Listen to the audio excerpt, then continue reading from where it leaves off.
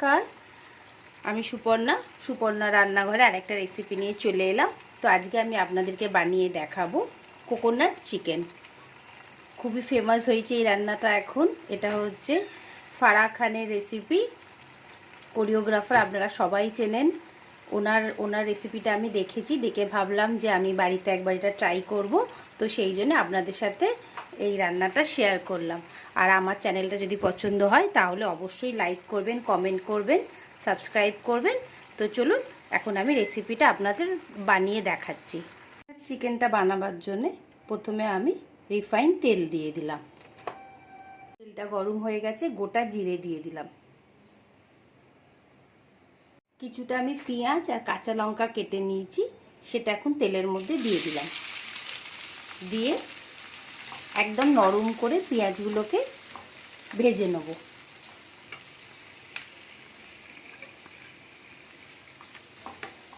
একটুখানি নুন দিয়ে দেবো যাতে পেঁয়াজটা একটু তাড়াতাড়ি গলে যায়।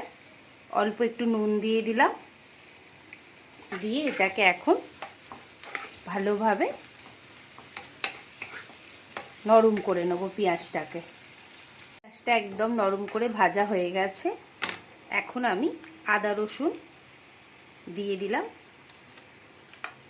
দুটো মিলিয়ে 1 চামচে। এটাকে একটু কিছুক্ষণ ভালোভাবে কষে নেব। খুবই ফেমাস রান্না। ফারাহ খানকে তো আপনারা সবাই চেনেন, কোরিওগ্রাফার। সেই রান্নাটা তার চ্যানেলে দেখিয়েছেন। সেখান থেকে আমি ভাবলাম এই রান্নাটা একবার নিজে ট্রাই করি। তো যখন ট্রাই করছি তখন ভাবলাম আপনাদের সাথে এই রান্নাটা আমি শেয়ার করি। আপনারাও অবশ্যই রান্নাটা বাড়িতে একবার ট্রাই করবেন। এর মধ্যে অল্প করে লঙ্কা গুঁড়ো দিয়ে দিলাম। দিয়ে গ্যাসের ফ্লেমটাকে এখন কম করেই রেখেছি। 2-3 মিনিট একটু ভালোভাবে নেড়ে চেড়ে নেব।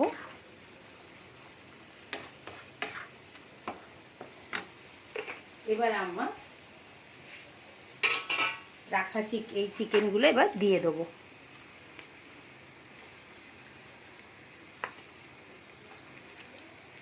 চিকেনগুলো সব দিয়ে দিলাম। দিয়ে এটাকে মিক্স করে দিলাম।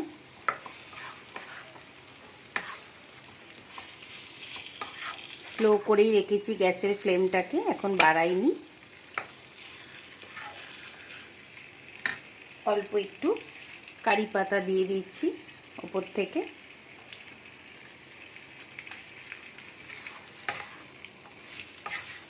যদি আপনারা চান তো পেঁয়াজগুলোকে চিকেন দেওয়ার আগে পেঁয়াজটাকে ভেজে নেওয়ার পরে মিক্সিতে গ্রাইন্ড করে দিতে পারেন, কিন্তু আমি সেমভাবেই করছি, যেভাবে রান্নাটা দেখিয়েছিলেন সেভাবেই করছি। আলু দিলাম না, আপনারা আলু দিতে চাইলে আলুটা দিতে পারেন। এবার এটাকে এখন একটুখানি ঢাকা দিয়ে রেখে দেবো। মশলা গুঁড়োটা আমার নেই, এখানে গরম মশলা গুঁড়ো দিতে হবে, তাই জন্য আমি কিছু গোটা গরম মশলা দিয়ে দিচ্ছি। দিয়ে এটাকে ভালোভাবে মিক্স করে নিচ্ছি।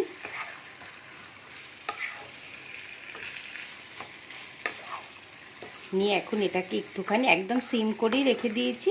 এটাকে এখন ঢাকা দিয়ে কিছুক্ষণ হতে দেবো। 5-10 মিনিট হয়ে গেছে।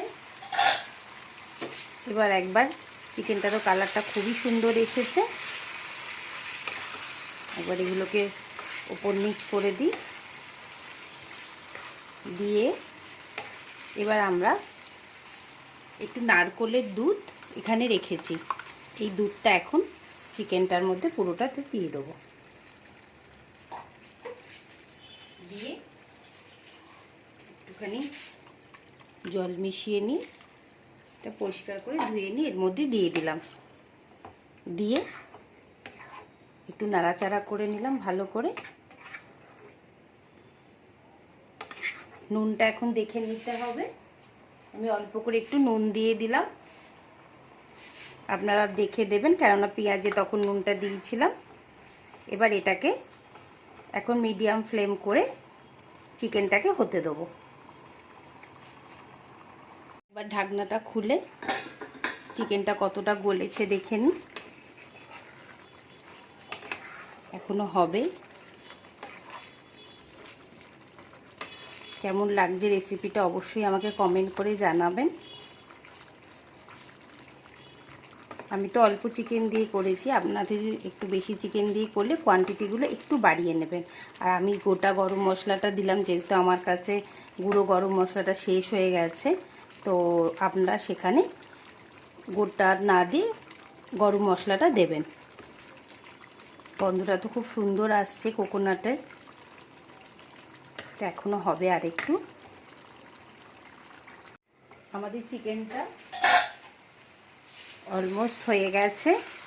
এবার আপনারা গ্রেভিটা যেমন মনে হয় তেমনই রাখবেন। যদি মনে হয় একটু গ্রেভি রাখবেন তাহলে গ্রেভি রাখতে পারেন, আর যদি মনে হয় যে না গ্রেভি রাখবেন না, আমি এরমভাবেই গ্রেভিটা রাখবো। দেখতে তো খুবই সুন্দর হয়েছে। এটা রেডি হয়ে গেছে। ওপর থেকে আমি একটুখানি ধনেপাতা দিয়ে দিলাম। আপনারা অবশ্যই বাড়িতে রেসিপিটা একবার ট্রাই করবেন। চিকেনটা তো রেডি হয়ে গেল, কোকোনাট চিকেন। আপনাদের কেমন লাগলো অবশ্যই আমাকে জানাবেন। আমি তো এটা রাইস দিয়ে খাচ্ছি, আপনারা রুটি দিয়ে, পরোটা দিয়ে, যেটা দিয়ে ইচ্ছে মন চায় খাবেন। আর আমার চ্যানেলটা সাবস্ক্রাইব করবেন, কমেন্ট করবেন। আবার আরেকটা নতুন রেসিপি নিয়ে আসবো।